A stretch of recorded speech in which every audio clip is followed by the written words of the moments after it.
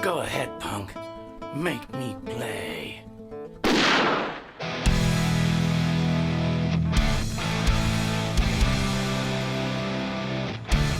This is Bumping Into That Sound. Welcome to Bumping Into That Sound, the rock-centric music and tone podcast where we dive deep into the riffs, rhythms and stories behind your favourite artists, tracks and instruments. My name is Francis and I'm your host. Whether you're a classic rock enthusiast or just discovering the magic of it for the first time, we've got you covered. Each episode, we explore the story behind the sounds, the people and the equipment. For those that don't know, Bumping Into That Sound is part of the Bumping Into family of podcasts. The idea behind Bumping Into is long-form conversations across a wide range of topics. So, if you're into more than just music, head over to bumpinginto.com.au or search Bumping Into on your podcast player and discover a range of other podcasts from health to history and a swag of interesting people and insights. There's also a few of the original music-based shows on that channel. You can check them out because they might not have made it across to this one just yet. Today, we have the honour of chatting with the legendary guitarist David Grissom. Known for his incredible tone and mastery of blues, rock and country, David has played alongside some of the biggest names in music, from Joe Ely to John Mellencamp. David was a guest a few years ago when some of the Bumping Into That Sound podcasts were on the main Bumping Into channel. He's always been a true pleasure to speak with, and today we're diving into the gear that shapes his sound and the latest signature PRS SE DGT guitar and DGT 15 amplifier. We'll explore in detail the origin story of those items and go into detail about what makes them unique. We also couldn't let David go without talking about all the other bits that are on his pedal board and how they help shape his magic tone. So stick around. This is another great conversation with a great musician. Hey, man. Hey, David, how you going? Good. How are you? Yeah, good. Thank you very much for putting the time aside on your Sunday afternoon. My pleasure. My pleasure. Look, you've been super busy, obviously with your own touring, and then now you've the first part that came out was the SE guitar. Yeah, I mean the SE came out last year, and it kind of blew everybody away. I mean, blew me away at least in terms of how it was received, and certainly I think PRS was not quite prepared for it. The back order thing went on for a long time. So we put that out last year, and then earlier this year we put out a lower cost 15-watt version of the amp that I helped design and I've been using for 11, 12 years now. And then a couple weeks ago we put out a semi-hollow version, an American version, a made in America semi-hollow version of the DGT. So it's been the PRS thing alone has been kind of wild and woolly. Yeah. If we start with the SE guitar, it's a beautiful instrument, and like you said, it's obviously been well received. I think it's a game-changing instrument for that price point. I mean, not that it's a cheap guitar, but it's definitely an affordable guitar. But the quality, the feel, the finish, I think everyone else in the industry would have to be worried, because that would have raised the bar for what can be achieved for what, just feels like an absolutely beautiful instrument. Yeah, I really have to give it to PRS for that. And we had an agreement going into the whole thing that if it wasn't something I was going to play and feel comfortable using unconditionally, that it wasn't going to happen. And I will confess, I was somewhat skeptical that it was really going to be good enough to not only play live, but in the studio where everything it has to be so precise, tuning wise, and it has to be you can't stop to fix something. It's got to be, you have to have the confidence going in there knowing it's gonna come through, and there won't be any excuses. So I was quite nervous about it, actually. And when I got the first one, we actually filmed me. They insisted that I not open the box. They shipped it to me and insisted that I not open the box until we were all on a Zoom call together and they could film the whole thing. So the first time I saw it and played it was at that moment where, and they filmed it all. And um, it was really kind of shocking to me that within about 5 minutes, I couldn't remember which one I had in my hand because it was a gold top and Wow. my main gold top there. And, I was really, really knocked out. And um, we didn't have to do much. We didn't have to do many revisions on the pickups, even though they're, made out of the country. Um, we had done all the heavy lifting with that part of it when we put the core model out in 08, 07, 08, whatever it was. And so we sort of had a recipe that we were able to use to recreate that. And so there might have been one revision from the original pickup that they sent me, but I'm not even sure we did that. So yeah, it was kind of this, it was pretty seamless from the moment I took it out of the box. And then I had the waiting period where it was top secret. They didn't want me to take it out and play it on gigs, which really goes against my better judgment because until you get it on a gig, you don't know how it's going to be there. Yeah. I mean, things change, I mean, especially with amplifiers. Amplifiers can be amazing on a gig and then just be useless in the studio or vice Oh, versa. So wow. that's a very challenging thing with amplifiers.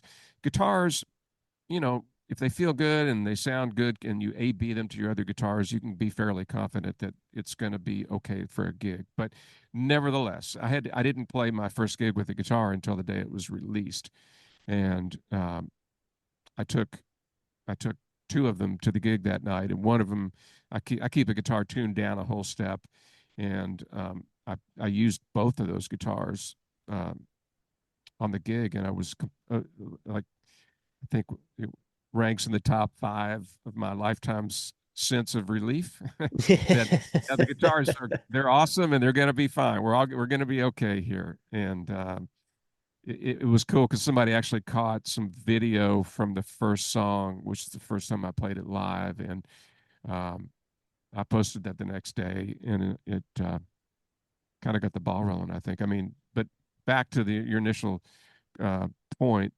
PRS knocked it out of the park, and Yeah. they've really got an amazing thing happening in Indonesia with the factory there, and it's amazingly gratifying to me to be able to have a small part in having this guitar out there at a price point that is, 25% of the core model, and Yeah. and usable in any situation unequivocally. Yeah. Well, I suppose the reach now that your signature product has because of that ability to build something of such high quality at an affordable price is just massive now. So anyone that's chasing that feel, that sound, that world has opened up to them. And that's, from speaking at someone that's a fan of your sound, but even from just someone that wants a high quality guitar, it's a game changer. You pick it up and it's instantly, there's nothing that felt lacking in any regard. Everything felt fine tuned, everything felt precise, everything felt like it was made with care. I know it sounds like you're writing an ad for the thing, but it was an instant recognition of this is a special product. It's just not a shelf filler. Yeah, and I mean, inevitably there will be one that slips through quality control and Yeah, is with not set everything. up perfectly. I mean, and that will be the one that will people love to jump on that stuff. And I Yeah. really, I mean, I hate it when I hear that. I mean, there's been a couple of instances that that's happened and people have made YouTube videos and then it's like That's off and running. everyone loves a car wreck, Yeah. but it's usually, I mean, in one of those instances, it was operator error, that someone didn't, they tried to adjust something and they adjusted it the wrong way. But when you consider, these guitars are made in Indonesia, they get on a boat and they come over here, you're going to have to adjust the truss rod probably. I mean, it's going Yeah. through extreme temperature and humidity changes and it's brand new. And Yep. I think on most of mine, I get them, and I like my neck almost straight, as straight as I can get it, where it won't fret out. And so I'm a little tweak on the truss rod, and it's like, there it is. It's good from that point on. And I do that with the core models too. You know, everybody has a preference on how they like it to feel, To but feel. for me personally, um, try to get the neck as straight as possible. Some people like a little more relief to get for the way it feels to play, but I found for tuning and overall tone, it's best to get it kind of just where you haven't gone too far. And a lot of times, you know, when a guitar is made at the factory, um, there I think that there's a fear that, like, if a guitar goes and sits at a guitar center for too long or whatever, that the nut might need to be cut a little higher because people are going to be playing it all day long, and you know, by the time somebody takes it home, maybe the nut might be worn down. I have not found that to be the case at all. The nuts last a long time.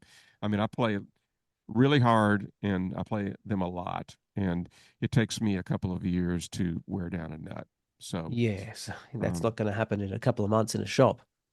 probably not. And you Yeah. know, and I try to, you know, nicely suggest that, you know, that, I mean, I think the most important, if you're having tuning troubles with the guitar, the problem really 90% of the time is going to originate at the nut, and it's one of the hardest things to get right. I mean, I've taken guitars to really well-regarded luthiers that have, you know, asked them to dress the nut and make sure it plays in tune, and it doesn't come back perfect. It's incredibly hard to get it Oh, just right.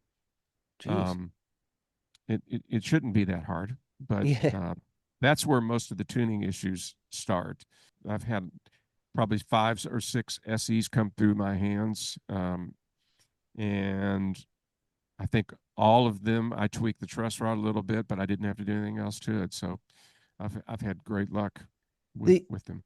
the other thing that really stood out to me is the pickups, how versatile those pickups are. That just blow me away, the range of what you can get from them organically. Um, because what they're a 9K, so you they will have no trouble if you're used to playing like a JB that's a lot hotter. They take it right there. There's no you don't have to put anything in front of it. It's just organically so versatile. It can clean up. It's so warm and round. And then if you want, that high gain classic rock sound, bang, it's there effortlessly. The range of tones out of them is incredible. Yeah. Well, I mean, the thing that struck me right off the bat, and the first thing that I do when I check out any guitar, including an electric guitar, is I listen to it acoustically. And so, if you just everyone I've played, it's got this nice zing to it in a, you know, very alive, uh, resonant, you know, a lot of harmonics going on, which to me, I didn't expect that. You know, and I think it's interesting because the saddle and the trim block and the bridge material are all um, slightly different than the core model, and it's a function of price. And you know, initially when the guitar first came out, I read about people. Oh, I had to change the saddles, and I had to change the tuners, and I changed the block, and I was so puzzled by that, and I still am, because acoustically, it's just got this really zhang, you know, this great thing to it, and that comes through the pickups. And um, you know, one of the guys that plays bass with me is also a phenomenal guitar player, and he's originally from Brazil and has played guitar with Richard Bona, a very famous bass player, Brazilian bass player, amazing musician. So I mean, Eli plays bass with me, but he's also an amazing guitar player, and he got an SE and then asked me to get him pickups for other guitars because he Oh, liked the pickups so much. So, you know, it's not by accident, but for me, it's a happy accident that some of these things worked out better than I anticipated. yeah. Was the idea yours? Did you go to them and say, I think we should make an SC version of No, of it this? was their idea. Their idea. Wow. And Their how idea. long does that, from them asking or talking to you about it to the Years. Really? Yeah, it was years. And I mean, I say it was their idea. I mean, yeah, it was definitely their idea. They came to me with the idea, but in the meantime, I had been getting emails for years from people saying, "We love your guitar, but we can't swing $3,500 or $4,000 or even when they were like 2,500. I'd love to get my son one, but we can't swing it. Yeah. Is there any idea of coming out with a lower cost version? I don't know. Have they always been called SEs? I don't even know that. I mean, I think they were made in Korea at first, and now they're made in Indonesia, and they're completely different than the first Oh, generation. right. So, getting emails like that, um, I it I just didn't know if it would be possible to maintain the integrity of the guitar at a lower price point. But I was definitely, it made me think a lot. It's like, God, it is a lot of money to buy a core guitar. And so when they came to me with the idea and said, you get final say, if you don't think it's up to snuff, we're not, we'll pull the plug on it. I was all in. It was really kind of a no-brainer for me. I get a lot of emails now from, people saying, thanks. Um, we've been waiting for this and we appreciate it. And so that is beyond gratifying to me. Oh, yeah, yeah. No, it would have to be, and everyone involved would have to be happy. I mean, the way it was received and the sales, it was, couldn't ask for better outcome. Yeah. I mean, I couldn't. But my satisfaction with it and my gratitude about it, really, it has nothing to do with me as much as it does the appreciation for all the people that work to make it happen, and the people that um, are enjoying playing it and possibly writing a song they wouldn't have written otherwise, Yeah, or practicing more than they might have. I mean, because of it's an instrument that could inspire them, and so that's where the real gratitude comes in. yeah, yeah. And 100%, what you just said, what I was thinking, it does feel inspiring when you pick it up. Yeah, and the coil taps have their own thing. I mean, I can almost get sort of a Gretsch tone with when I pull the push pull tone pot, which makes it taps the coils on the pickups. It's not a true single coil; it's about a 75% tap. Um, that and then the tremolo stays in tune really well. I mean, it's a lot of fun. Yeah, It's me being so close to the core model and having really, really, really, really been hands on every nuance of that guitar before it was developed and since it's been out.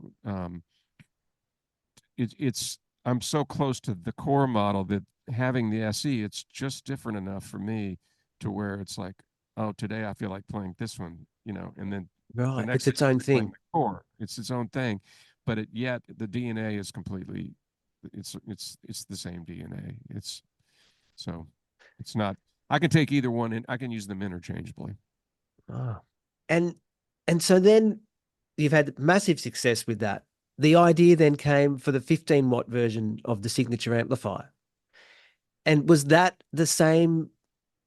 Was that a mindset that occurred after the SE? Was like, well, let's do this here, or was that something that was also in the back of your mind for years?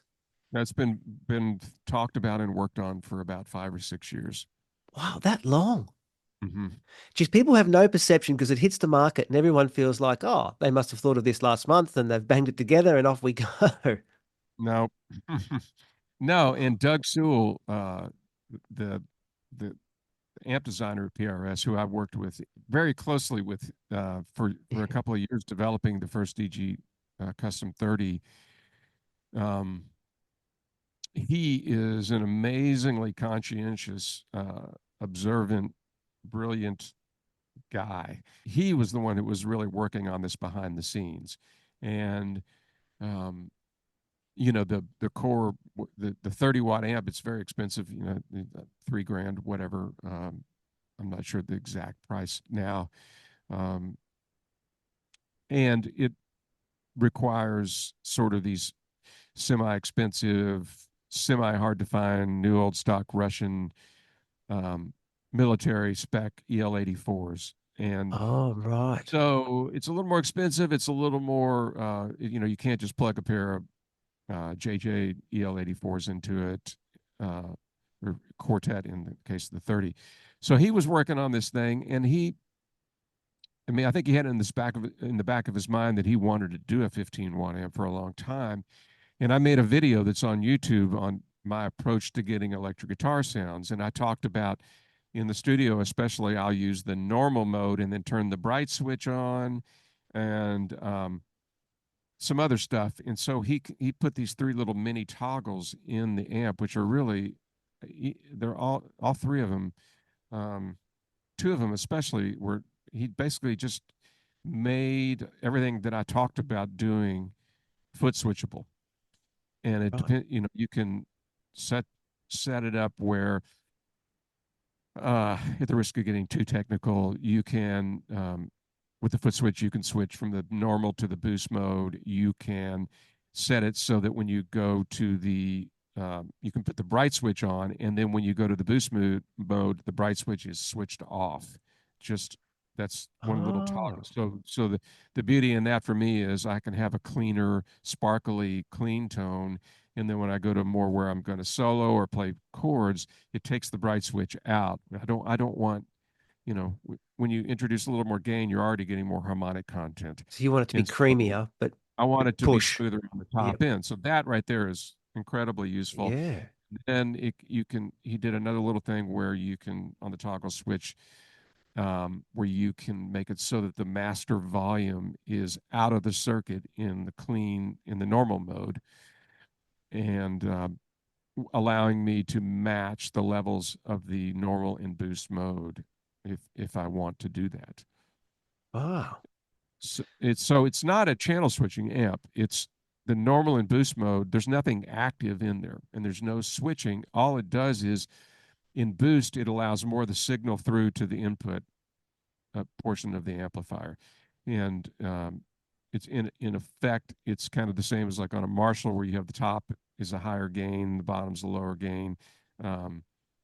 Tweed Deluxe, the same thing. That's what it's doing. It's not like hitting a boost pedal. It's just the normal mode is a little more attenuated, and consequently, when you have that attenuation, it's going to have a little less harmonic content, and that's where the bright switch really makes it come alive. So, Wow. and then he put a tube, so it's got a tube spring reverb and a tube bias tremolo, and the 30 does not have tremolo, so it's the tremolo's killer in it. I mean, it's a lot of amp.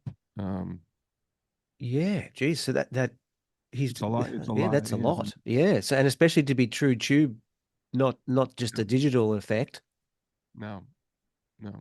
So how But many are in there? What's how many total tubes are you running in the small one?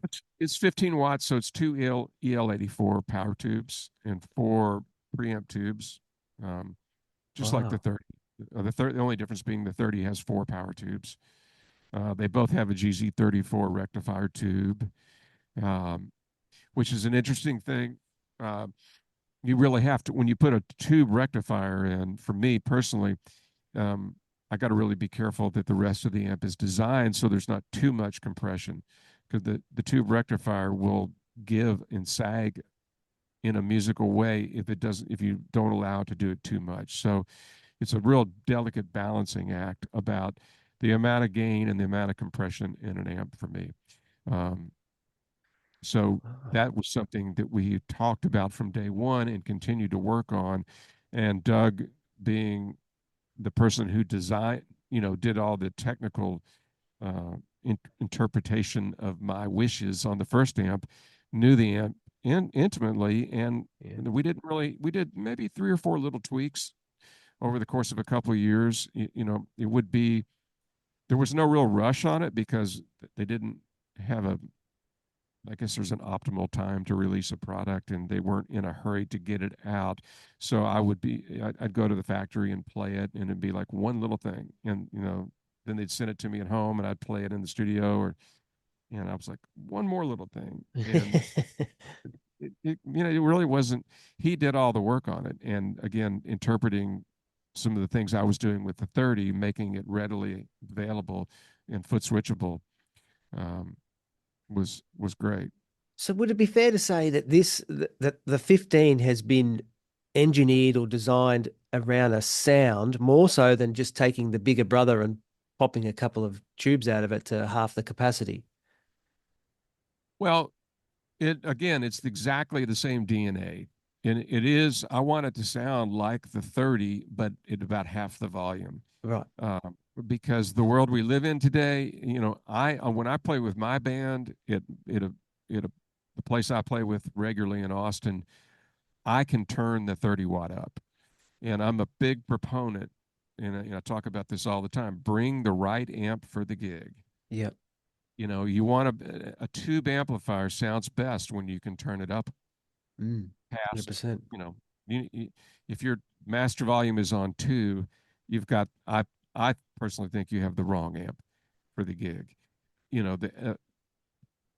There are different ways to design amplifiers, a million different ways to design, and a lot of amps get their overdrive from the preamp section. All the classic amps that I grew up listening to did not have master volumes, so the distortion or the gain or the crunch was coming from the tubes and the transformers, and it just, when you turn the amp up, it crunched more. And so there's not like you turn we turn the preamp up and get as much crunch as we want, and then we turn it down with the master volume. These amps want to be turned up, and Yeah. so the 50, the 15 comes with a 112 cabinet. So if I compare the 15-watt amp with its 112 and put it next to the 30 with its 212, it literally is about half as loud. And so you've got something that costs a third as much and is half as loud, which really, for most players, is plenty. I mean, any other gig but my gig, I can take one of these and I'm still going to probably not run the master all the way up. In Wow. fact, I played this last week. I did some shows with Rodney Crowell, and I took it and I had it turned way down, up loud enough to where it sounded good, but people think 15 watts is not that much, but 15 watts can get loud too. And especially if you're backing up, if it's not your gig and you're backing a singer, it's kind of important not to be too loud. Yeah, yeah. And But back to the idea of bringing the right amp for the gig, like a little Pro Junior, what is that, like 10 watts or whatever with one 10-inch speaker in it? Bring that and turn it up to 6, Do that. Don't bring a twin reverb and turn it down 1. If you really want to get a tube amp to do its thing, the lower price, the much lower price and half the watts makes it, quite a more useful thing for a lot of people. Yeah, yeah. What was because you've always run the vintage 30s in your cabinets, haven't you? Mm-hmm. And is that been an exhaustive approach that led you to the vintage 30? Exhaustive, maybe not, but it's interesting. Different amps want different speakers, I've found, and also different speaker configurations. Like an old Marshall cabinet with greenback 25-watt speakers is a thing of beauty if all the speakers are in good working order. Yep. But if you take one of those speakers out and just try to use it by itself, it's not going to have the same effect. Right. And so the challenge for me has been, as we've gone down in speaker cabinet size, is to try to still get that 412 sound. And it's not going to fully ever happen. There's no way that a 112 cabinet can sound like a 412. But in this situation, they sent me 4 cabinets to evaluate, and there was a vintage 30, a G12 65 Heritage, which I love in 412 cabinets.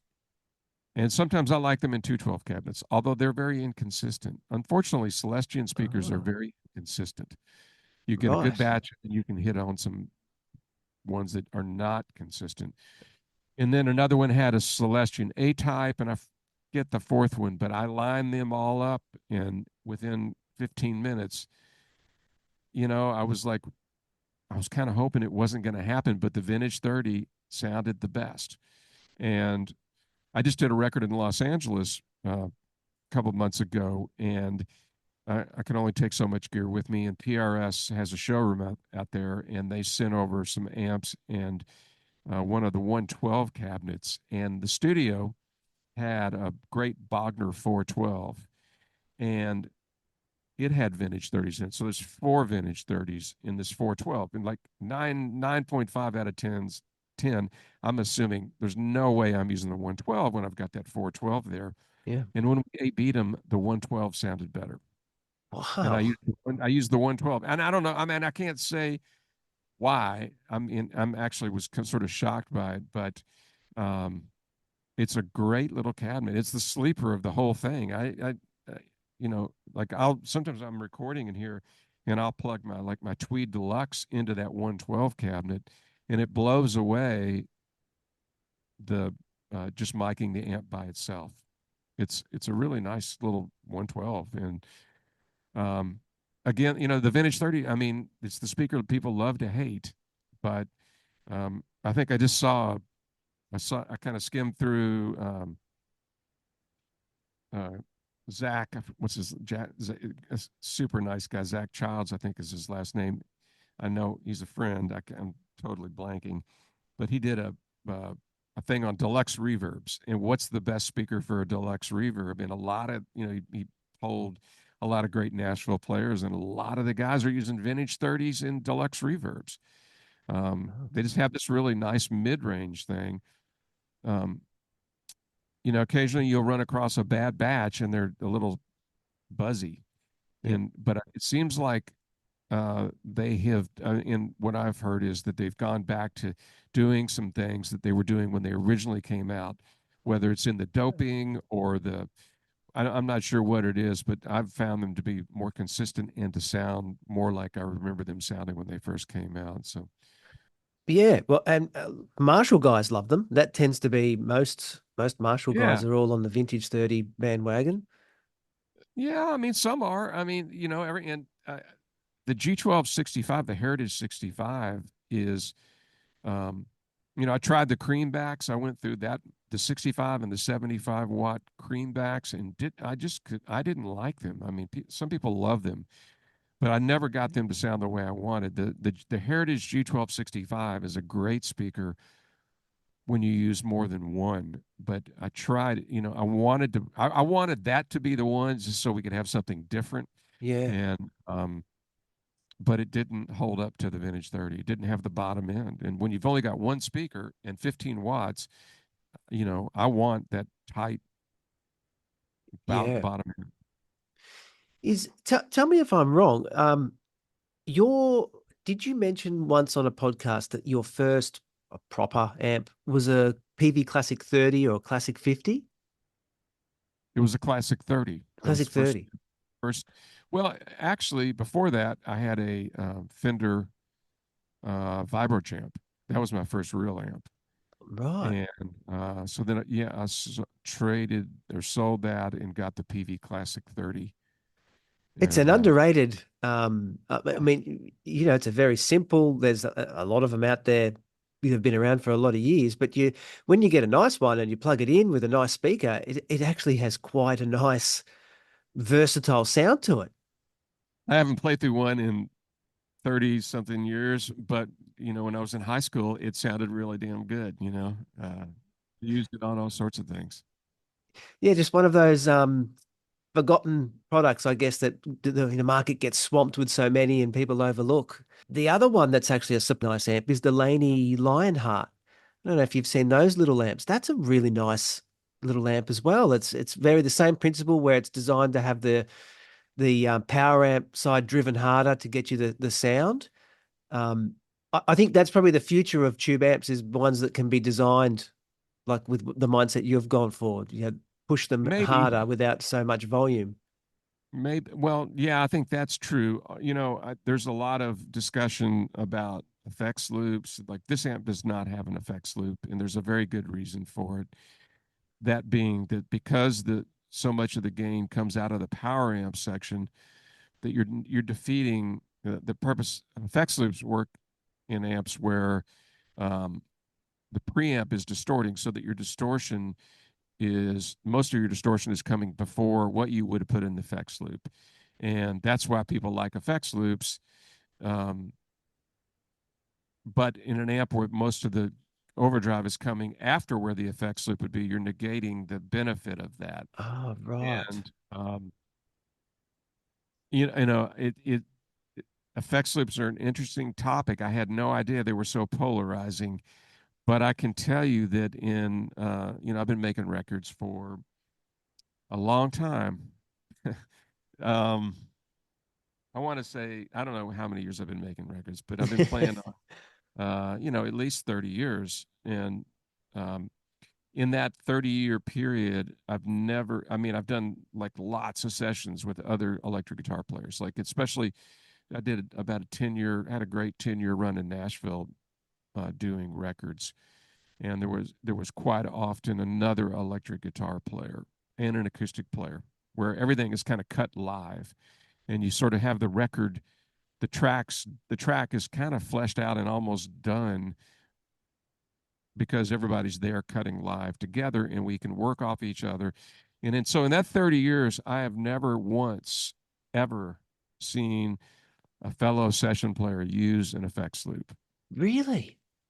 I've never seen that. Now, there was the era of the Bradshaw rigs, which sort of is like a super sophisticated version of that, where you use the preamp from your amp, go into your effects, and then come out and then use power amps to amplify it. But people got away from that, and I think there are a lot of players that use a lot of effects that want an effects loop, and I think that they should. That's a very valid thing. If whatever works for you, I'm all for it. And there are plenty of amps out there with effects loops, but this amp is not you're not going to benefit from an effects loop in this amp. It's not designed to be used with one. And so if you're it's a vintage, and just like the guitar, they're vintage inspired Yeah. instruments. And if you've never been able to take a tube amplifier like this, whether it's a vintage amp or a modern amp based on that approach, um, I find that people can be really pleasantly surprised when they have the opportunity to plug in and turn it up a little bit. And so as the wattage comes down, you can turn the amp up more, and you get to a point of where you're not getting the bottom end you might want to get if you get like in the 3 to 5 watt range. But again, if you need an effects loop, get a different amp. Yeah. Because Yeah. it's gonna. I don't care what anybody says. If I put an effects loop in there, I'm gonna hear it. And it's gonna take away some of the organic quality of the amp, and I don't want that.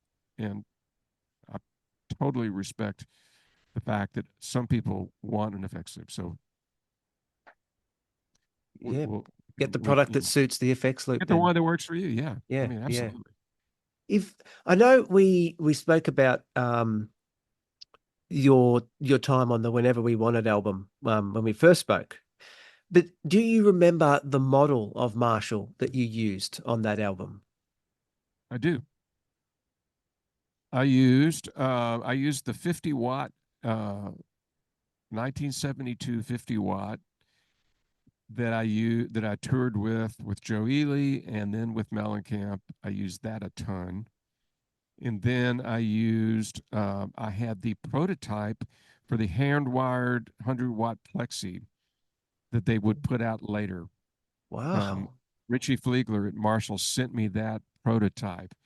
Um, I used that a lot. And uh, when the amp came out, it didn't sound as good as the prototype. I mean, I was like, you had it right. What did you change? Did you have to give it back or did you get to keep it? Yeah, I had to give it back. Yeah. Oh, no. So you couldn't even keep the gem of the pack.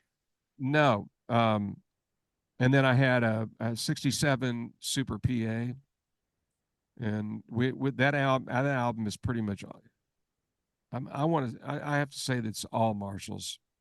Everything I played is all Marshalls. And I think, if I remember correctly, like there's a song called Melting Pot, where John wanted like even more distortion. And so they sent me whatever they had at the time that had a master volume and more gain. And I just cranked it up, and it was almost like I'd used a pedal. There was that much gain. Um, we It used that sounds on one great. album. Yeah. But it was, again, and I got lucky too because of traveling. I had my a really great straight front basket weave 1970-ish cabinet with G12H 30s. And I used that a lot. And also I bought a 412 from Marshall at that time with the greenback 25s, the new ones. And again, I got a good one. And, I don't think I understood fully at the time how inconsistent Celestians were going to get. I wish I'd have kept that cabinet, but Oh, I used that on a ton of stuff, and ended up like I think the other guitar player in the band wanted to, when I left the band or whatever, I think I sold it to him for like $150 or something. I'm like, yeah, whatever, just take it. Um, but mainly, I think it was that 50 and then a 412 cabinet, no effects. just straight in, turned up. Maybe, well, I went through a tuner, and then I probably had my TC Electronics booster for that I might have turned on occasionally. I think it was mainly just straight into the amp. But Right. the tuner, except for the tuner. And do you still get, I mean, to me, that's one of my favorite sounding albums. That's one of the albums. There's the reason why I picked up the guitar. You still get a lot of people talk to you about that album. Does that resonate well with a lot? Yeah, yeah. I mean, as much as people talk to me, I mean, that was a long time ago. I mean, that Yeah. was like, how long ago was Well, it? that That was was like 92, wasn't it? 91? 91. Yeah. It was 91 that record came out. So we cut it in 90. And that's a long time ago. It But is a yeah, long time ago. we talked Yeah. about it, and uh, it was, it's an interesting record because mix making records, everything can't be huge. If everything is huge, then it becomes small. So the previous 3 or 4 or 5 records John made, the drums were out in the big room. And so they were picking up, they had big room mics that were heavily compressed, and you were getting the sound of this great room in John's studio. And on that record, they moved the drums into a small room. So the drums had a much different, they occupied a much different space that it then allowed the guitars, the electric guitars, to be in a bigger space. And so I Right. think that's one thing that I learned. I mean, I learned so much from John and the process, the way he made records and recording. Um, that's one thing that made that. I mean, John wanted to make an electric guitar record and do something different, which I admire. He never made the same record twice, and Yeah. um, so those big sounds had, it wasn't like they had to EQ out a ton of bottom to make the drums work. I mean, it just um it's like like in guitar world, you know stereo guitar tracks, and when people say, we're running like stereo choruses and stereo delays. In the joke in Nashville is they just call it big mono, because there's no way, if you're taking up both sides, that the Hammond B3 is taking up both sides, the other keyboard, the piano's on both sides, it just all becomes mono. And Yeah. so there's this art to layering instruments and EQing things and recording things in such a way that other things have room Yeah. sonically in the spectrum. Well, it worked out great on that album. Because yeah, I think the guitar sounds just sound so organic and full, and even to this day modern. It's still a very modern. You don't listen to it and it doesn't feel like a vintage album at all. It's still got all the fire in the belly. It's crisp and punchy. I think it's an outstanding album. I mean, your work on that has obviously stood the test of time. Well, thanks, man. I should So, revisit it. I haven't listened to it in about 15 years. wow, yeah, I pick it up every now and then, and every time I do, I'm just again reminded of how good it is and how enjoyable it is to listen to. It's because it's just it almost has a hearing a guitar live sort of feel to it. There's something special about hearing something real in real time. Well, It's there's a got reason. that. There's a reason it sounds like that, and that we didn't do more than two or three, maybe four takes on those songs. I mean, John was Wow. adamant if we had to do more takes than that, we were going to ruin the song, to quote him. Wow. In fact, Jeez. he didn't say it quite that nicely, but that we were actually Yeah, I can imagine. Yeah. threatened that we were going to ruin his song if we had to do it. I mean, I'm not going to repeat how he put it, but there was a little bit of fear going out there that, you know, That, and also yeah. that was like, now because I record so many, I do so many songs and so many gigs, I'm like always writing a chart. Just it, it's just no way for my brain to keep. If I'm doing a tour with somebody, I'll memorize all the songs, of course. Yeah. But with back then, none of us wrote charts. You just memorized the song. He would sit there with an acoustic guitar. I'm thinking of a part I might play, but I'm memorizing the song as he's playing it too. So that there's something to that, where you're not looking at a chart. You're going to play a little differently, and knowing that you're just really going for it so that you don't go past five takes or whatever it was, we're at the cutoff point to when the song was going to get ruined improvisation. Yeah, yeah. So that gives it a live feel. Yeah, well, it worked out well. Even if it was a stressful environment at the time, it definitely the end result worked out Yeah. well. Yeah. Is as far as because you work with a lot of people, so there's a lot of albums you do work on. You're always recording stuff. If when people want to find out, so anything that you've recorded lately that's of a rock nature, how do you find that? How do people know what you're working on to go and hear your sound on other artists?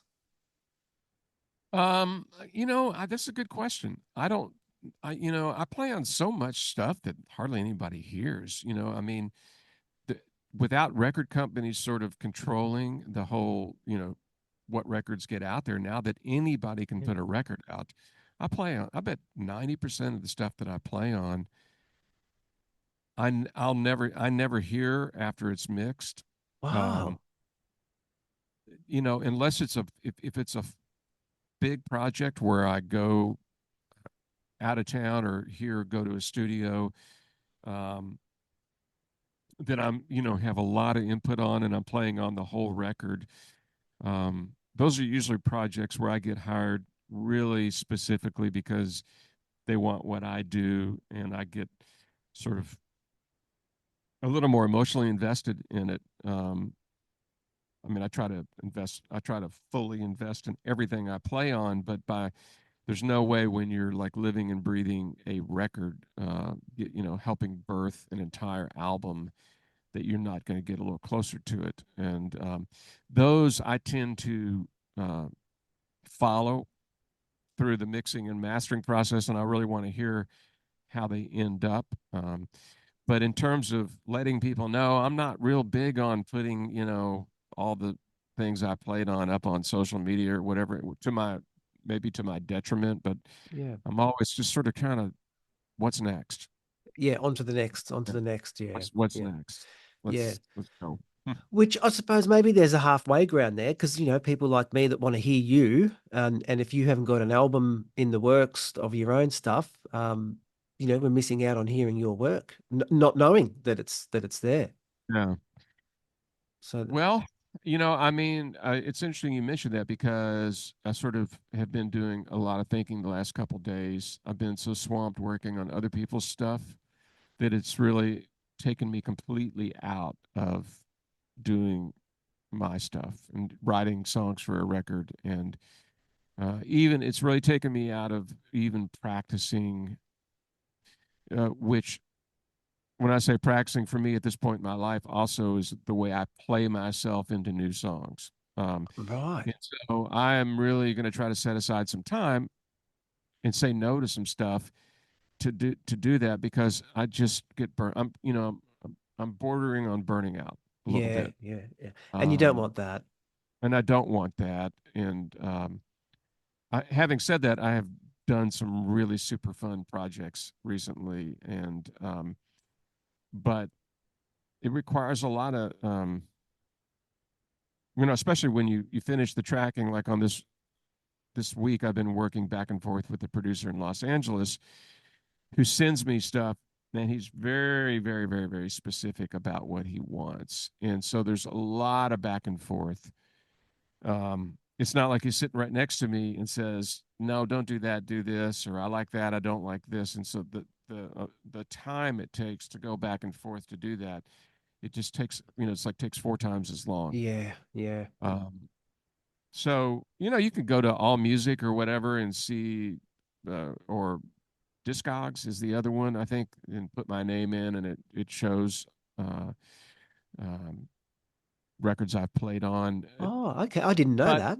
Okay. yeah, but a lot of the independent projects that I do don't input that information.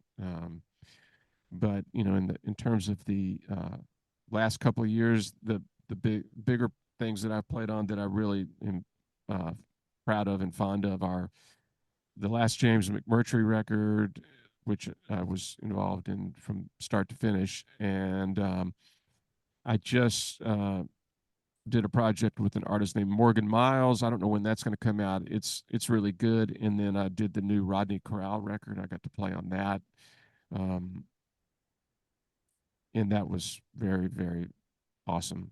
He's Oh. I've been doing some stuff with him over the last several years, and I'm humbled every time I get to hear his new songs, because it's just like him and James both. The songs are on a on a on a 1 to 10, they're an 11. And Oh, so okay. for me, getting to play on songs that are that good really elevate the experience. And you know, the, to create guitar parts and in be in on to record on songs by writers like that, or especially that's an especially joyful day for me. Wow. Yeah. That'd be great. So that album's coming soon. Yeah, the McMurtry record has been out, and Oh, I think he okay. already recorded a new record. The McMurtry record is called "The Horses and the Hounds," All and then right. he has a new one that's getting ready to come out that I didn't play on. But Rodney's record should be out at the first of the year. Morgan's record should be out sometime next year.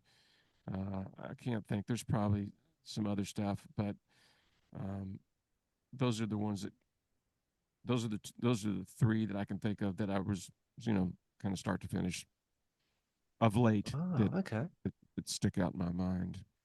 And I know I asked this last time when we spoke too. But anything in the pipeline to come to Australia for any reason or another? Man, I'd like to get on a plane tonight and be there tomorrow. I would love to come back. I've been a lot. I've been 5 or 6 times, and Oh, okay. not in my own band. I mean, with Yeah. other people. Joe Yeah. Ely, Mellencamp a couple of times, and with the Chicks a couple of times. So I think 5 trips Wow. to Australia, So and it could happen again. There could be good. reason for you to come back. Yeah, It'd be good if you could bring your own band out. I mean, I know we've got there's a festival, like a blues sort of festival that runs once a year. And they've had some really good artists. Doesn't necessarily have to be pure blues based, but it right. is of that vein, I guess. Is that Byron Bay? There's that one, which that's finishing up. So that's the big one, the Byron Bay Yeah. Blues Fest. So they've announced that they're winding that up. I think next year is the last one, I think. Oh, really? But there's a smaller one that runs in Broadbeach, which is probably an hour north of Byron Bay. And that one there goes over 3 days, and it's typically all free. They've got 3 stages or more stages set up throughout. The Broadbeach is a suburb on the beach. And like they've had she's got blonde hair. Samantha Fish. I think, yeah. Yep. She did it this year. And then a couple of years ago, Eric Steckel did it as well. So yeah, so they definitely they bring out, you know, a big wide range of people. I would love to do it, and I'd love to bring my band. It's so expensive to travel with a band. Yeah. And like when I go to Italy or Europe, I always use a drummer, at least a drummer, if not a drummer, and a bass player from there. That Wow. also, Okay. you know, it really costs a lot of money to tour. Yeah. You're not doing And, it for and the that, money. You're doing it for the love, aren't you? So thank I'd you very I'd much. love to hear you live, and so either I'm going to have to come there or you're going to have to come here.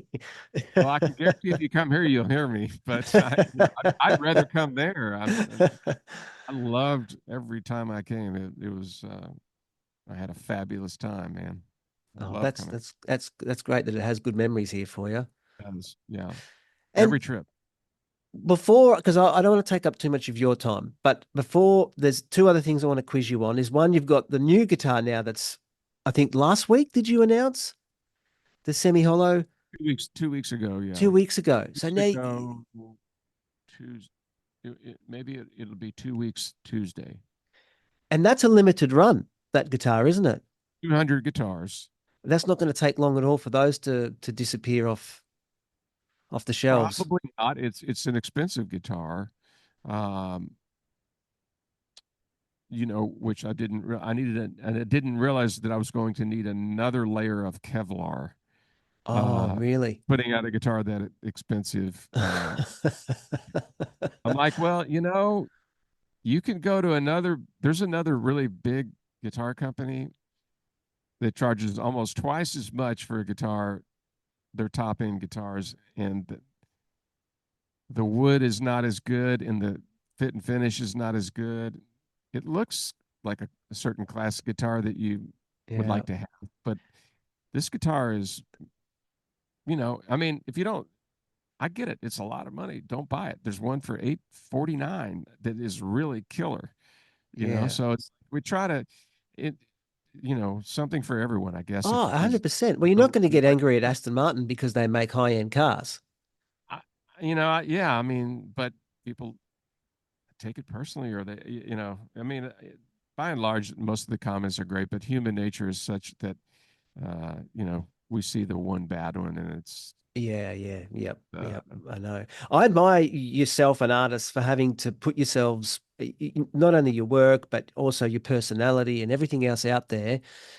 And, you know, to cop criticism and comments that aren't even true or aren't even a properly thought out thing. And then, of course, it sticks. You know, you take it on board, but how yeah. much it affects you, I guess you can deal with. But it's all there, and you've all got to deal with it. I stopped reading it. You know, I'll check it out for the first day or two and see which way the wind's blowing, and you know, by and And then drop large, it. and it's been an, you know, people are super nice and uh, kind, and you know, even if it's something that's out of their price range, which it's out of my price range. You know, I mean, they're not, they're saying beautiful guitar. You know, maybe someday you'll do an SE version of it. Maybe we will. I don't know. I just Yeah. play guitar. You know, but this role of sort of being a spokesman for these products is like something I never bargained for and I've never trained for or practiced. You know, I'm Yeah. just trying to Yeah. just be honest about the instruments, and PRS has been completely agreeable and kept their word on the idea that if I wasn't going to play it, we weren't putting it out, and that was my agreement, and they have held to it, and I think it's inspired them to make sure that the instruments are of that quality, and Yeah. everybody wins Oh, yeah. when that Yeah. happens. 100%. Is there any, because I know you've got the Jetta Grissom pedal, the signature pedal. Mhm. So is and now PRS are making pedals. Is there any plans there to do like a preamp pedal or an EQ? There's nothing in the pipeline for that. There's not been one word about that. I I'm open to it, but I don't want to do. I'm tired of doing videos. Yeah. You know, I don't want to do any more videos. I mean, those videos, it's like I get up at 7 in the morning and take a shower and eat the hotel breakfast and go, and they're like videotaping you at 8:45, and it's like that. I don't want to do any more of those videos. Yeah, that's But fair enough. there's no talk of any new product that I'm aware of. No pedal. Is the Jetta one still on your pedal board? Is that something you still It is. use? It is very much so. Yeah. It really all his pedals sound good to me. Yeah. Like there's certain brands of pedals, and I can't. Well, his more so than almost any other ones. I mean, I think the Vimaram, and I don't know if I'm pronouncing that right. Those pedals all sound good. They have a sound. Jetter's the same way. I mean, all his pedals sound really good to me, and there's not one that's bad. But on mine, I've for years and years and years, my main pedal has been an exotic EP booster. And then the secret for me is to go inside and put it in the vintage mode. There's these little dip switches inside. Oh, okay. The pedal, if you don't do that, will introduce more top end. And so by putting it in vintage mode, it keeps the top end smooth when I kick it on. Um, that pedal gets picked. I mean, when you have an amp on the edge of breakup, that pedal for me works so great. But there's times when I wanted to be able to add a little extra gain without making it necessarily that much louder. And the Jetter pedal sounds very much like it's what I would call a very organic sounding pedal, much like a Nobles or a Greer Lightspeed. Both those pedals I like a lot too. It just seems like the Jetter pedal is the one that keeps sort of my thing happening. But I can introduce not only uh, volume, but I can introduce extra gain without losing bottom end. So that Right. the most popular overdrive pedals are the sort of the Tube Screamer influenced ones where you get the mid boost, and a lot of times they're cutting lows and bottom and lows and boosting mids. It's that it gets a little nasally for It me, does. Yeah. Yep. and this does not do that. This does not. So I gravitate towards those pedals, and then on my studio board, I want to have the ability to do that mid-range focus thing. So I'll do that with, um, there's several pedals. A King of Tone will do that. The MXR graphic EQ you can do that with. It's important to have for me to be able to call that sound up. It's very, in the studio, you don't always want a big, robust bottom end. But live, my main board has 4 pedals on it. So it starts with the Jetter, then the EP booster, then my Arion chorus, and then Strymon El Capistan. And Right. that order. Okay. And I can do 95%. Cover a lot of I can play bases. all my gigs with that. But in the Wow. studio, you gotta have a lot more than that. And the other thing I was going to quiz you on too, I noticed, is that you've now got the online guitar lessons that you've created. Yeah. Yeah, Yeah. which is great because your playing is quite, well, for me, I find it hard to do because it's more complex than just a couple of power chords that I'm used to doing. So I think that's a Yeah. great idea because to get an insight into the feel of how you play, Mhm. those videos offer that. So that's a genius idea. Yeah, I had done a couple of video courses for True Fire, which really are more, they break down my techniques in a little more detail. Um, but I got, again, like, I was getting emails, can we do an SE version of your guitar, or where can I get tab for these songs, or in people like wanting tab for my songs, which I don't really do tab, but Tim Pierce, phenomenal, amazing, legendary session player and all around awesome human being, has a huge guitar channel. And he asked me to do a course for him. So it was available to his subscribers, and he, like, beyond generously said, here, you can have it back and then put it online. And so, he's got a large number of subscribers, but it's a huge world. And so I was able to make it available via just on the site called Teachable. And I took 3 of my tunes and deconstructed them and showed, how you play the song.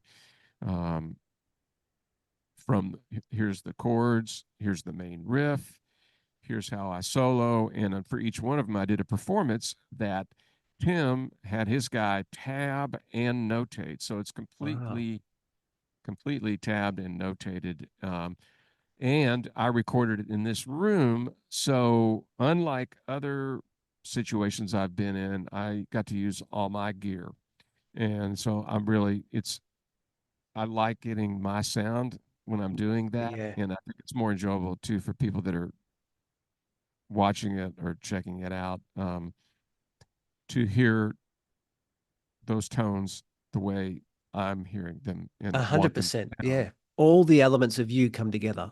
Yeah, Yeah. yeah. Yeah. So I mean, it's an amazing world we live in now where I've got a very humble. I use my new iPhone and this app called Camo, which makes your phone even a more high def camera, and Oh, but I'm able to record straight out of all my gear like I would on a record, and that's the audio on the course, this new course that I just put out. wow. So it's I'm really happy with it, Oh, and that's great. Yeah. No, it's great. And, to people that are chasing your sound and like your style, that's so valuable to them to get that high level detail. Um, yeah. And if, I talk about, how I get the sounds and what I'm doing and how I'm setting the amp and all that to hopefully help. And then to simplify and break down some of the basic techniques, because some of them, the hybrid picking and using your thumb to fret, they're like indispensable. Without them, I couldn't play half of what I play techniques, but a lot of people have never done them before. So I tried in a yeah, short amount of time to simplify those things. And start here, and then you'll work your way into those techniques a lot quicker if you just keep it simple. But yeah, it's great. Yeah, I'm holding out for a new album from your own work. I would love to hear that. I So need hopefully, all the prodding I can get. So thank you. yeah. No, Funny, writing songs, doing a record. Some people just go in and they know what they want to do, and they just sit down and write the songs. For me, it's like I've tried not to make the same record twice, and I'm a bit of a all over the map stylistically. I love different types of songs, different genres, and my records have, maybe 30-40% instrumentals and the other are lyric driven tunes. I've written a lot of songs in my life and had publishing deals, and I like songs, that have lyrics. And yeah, so they don't all but I don't sing like Bon Scott, yeah, or Paul Rogers. I mean, I'll never be that guy. So a yeah, lot of those songs are informed by just my vocal limitations in a way. But um, the instrumentals, instrumentals are hard to write. Like a good instrumental is harder than a vocal tune. With a vocal tune, you have lyrics to tell the story. So you take the lyrics out. And to me, I mean, a lot of people feel the other way around. Like instrumentals are easier. I don't. I think ah, a good instrumental is really hard and challenging to without getting into the realm of um, especially a rock instrumental. A jazz tune, you've got the harmony, you've got more sophisticated harmony and chords to draw on. But in the genre the sort of blues rock Americana genre that I tend to be in most of the time, um, it's just harder to write a good instrumental for me. And yeah, I'd rather I can sit down and write a lyric tune, and I do it all the time. I co-write with a lot of writers, and I end up with all these songs that I like, but they're not going to go on my record. Well, hopefully you get some time and you can build a new album that sort of gets across all of the stuff that Yeah. you want. Yeah. I find that they appear. If you just work at it, but you have to sit down and play, and turn the phone off and Yeah. Yeah. not be working on another project while you do it. But it's funny. I'll write a tune or I'll find a guitar sound, and then then everything starts sort of to converge. Oh, it builds around that. Sort of point to like in each of my records, I can point to like the song or the sound where when I got that the record, then I knew where I was going. I found, like there was a point on the horizon that I was shooting for, and right now there's about 10 points out there that I could float over to, but I'm looking for that point where I know that's what I'm going to do, and I just want to get everything else out of the way and head for that. Well, yeah, and you need the time, isn't it? Like sometimes um, creativity is born from boredom, and we don't get bored anymore. We have no time to be bored. We have no time to be True. still. So true. Yeah, which So is true. it's a shame for creative people because then it just becomes like another job. You're just this mechanical machine working rather than creating. Totally. I mean, you nailed it. And when I do workshops, I try to impress upon players that I'm talking to the um, try not to, try. Here's what worked for me. I had a teacher who took me through. I had three different teachers when I was in high school learning to play guitar. The first guy taught me House of the Rising Sun and Sympathy for the Devil. Then he said, you need to go work with this guy who turned me on to B.B. King and Magic Sam. And I got Live at the Regal and the Butterfield Blues Band record and Magic Sam West Side Soul. And I learned those records. Then that guy said, you now need to go study with Jeff Sherman, who it was a jazz guitar player. And he took me through the Berkeley guitar method. And it was this very organized path of knowledge. And it's the complete polar opposite of getting up, making a cup of coffee, and turning my phone on and scrolling Instagram and watching great guitar player after great guitar player play stuff that make me feel like, gosh, I wish I could do that. Rather than, I mean, I constantly have to remind myself that I do my thing. And, people occasionally say, I can tell it's you Yeah. within a few bars. And so be comfortable with that. And so, like, for people that are just learning to play or people that are intermediate players, you can, I think it's the challenge is to, uh, not get distracted because there's just too much information coming at us all the time that we don't, oh, I want to work on this, I want to work on that. And here's how, I need to practice that. Well, you don't learn anything Mm, because you're just thinking about it. And then you're going to the next thing because that's the way our brains are now wired to work. yep. Whereas if, like, when people say, oh, I'm looking at your TrueFire courses and I got a subscription, and I'm like, well, don't work on more than two courses at a time. I mean, really pick one course, and if it's well done, you'll go through it, and there'll be a progression to it, and you will acquire a chunk of knowledge, as opposed to just the YouTube is full of guys teaching you how to do things, and a lot of it's incredibly useful and great. But like I have a song I wrote called "What Passes for Love" that has a guitar intro that is a little challenging to play, and it's very specific how I played it. And I've come across about 20 people showing you how to play that riff, and none of them is playing it right. Oh, really? Yeah, and so uh, be careful where you get your information. Um, there are a lot of great online teaching resources and a lot of people generously giving away great information. It's just if you don't, I mean, I encourage people to get a teacher. It's so old fashioned, to think Yeah. about it. Like I went to a music store and took guitar lessons. But when you do that, if you find the right teacher and go through sort of, if they have enough experience or they use something like the Berkeley modern guitar method, that there'll be a logical progression and you will become a much more complete musician, and you will understand theory much better. You will get some of these things that are building blocks of music and improvising and creating rhythm parts that you can't get by just going and learning one song.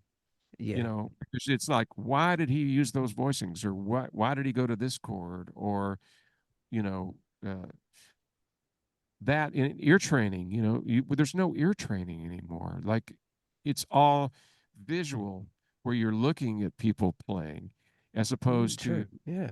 listening and developing your ear. It's like lifting weights. You get stronger, and your ear can get stronger by just learning, by listening, and then picking the guitar up and try to play those things. And so ear training is really not, we have to be, when I go in the studio now, and anybody that's working on records, you got to be able to write a chart for the song without a guitar in your hand.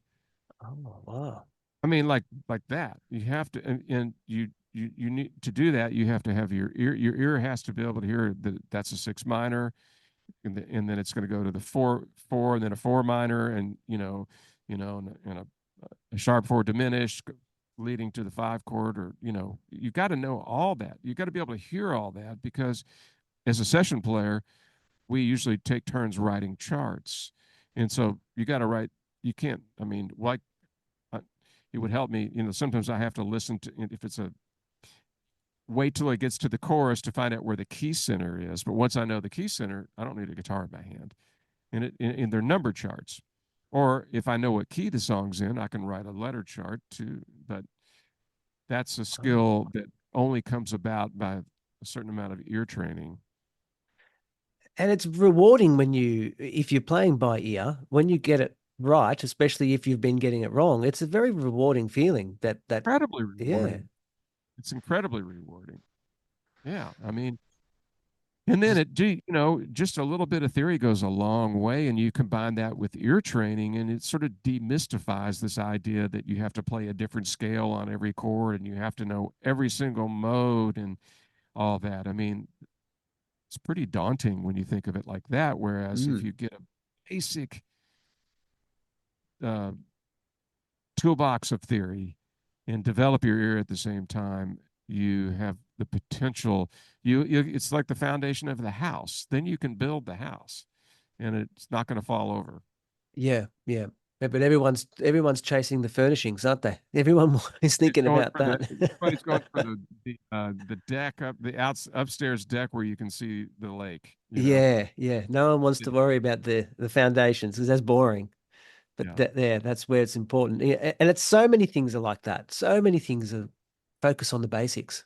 You made a good point about it being overwhelming, because it does get that way.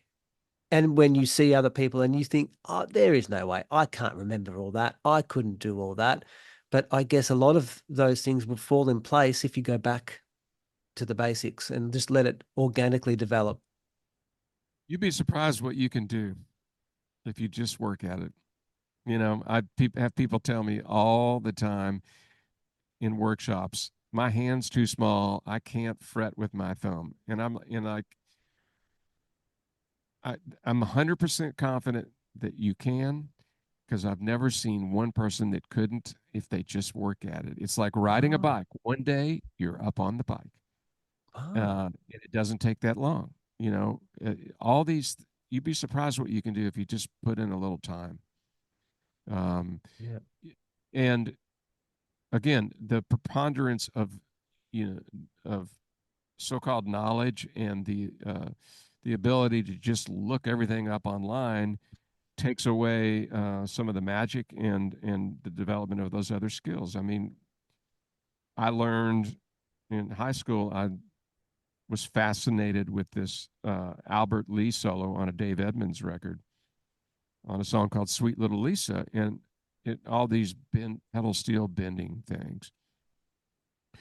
And I spent about a year working on that thing off and on to get that solo, and I got the solo right. I got it to where I could just play right along note for note with the solo. And I found out about 2 years later that he was using a Parsons White B string bender, where you pull down on the neck and the B string goes up a whole step. And I didn't know there was such a thing.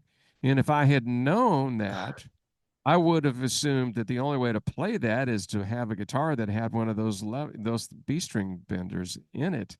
And so the ignorance that is, the beauty of not knowing that was I taught myself all these pedal steel licks with these fingerings that are not really easy.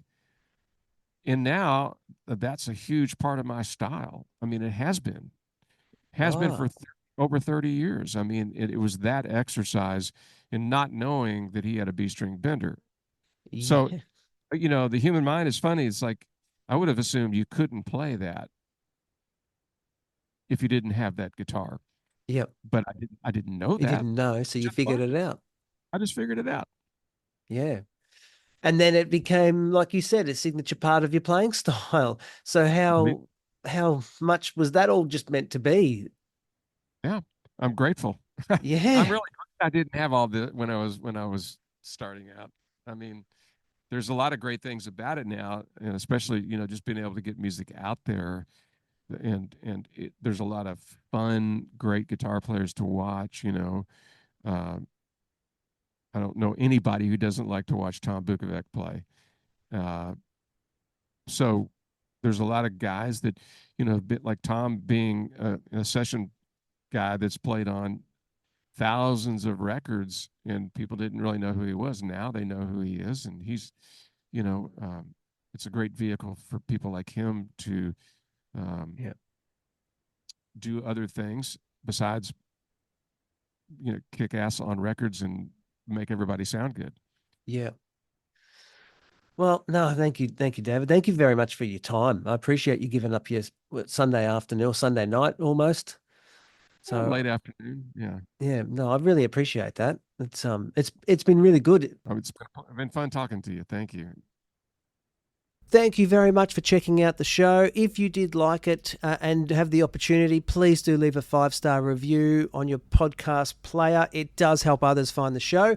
If you want to find out more information about this episode, the guest, or even the other episodes that are on offer, head over to bumpinginto.com.au. Don't forget the AU. Find the episode page, and I always do my best to list follow-up links and details that make it easy for you to find out more. Thanks again for stopping by, and I'm looking forward to bumping into you next time.